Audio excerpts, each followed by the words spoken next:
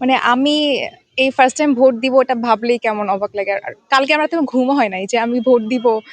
যারা আর কি নেতা তাদের কি হচ্ছে? তাদের ঘুম হচ্ছে কিনা? আমারই ঘুম হয় নাই রাতে।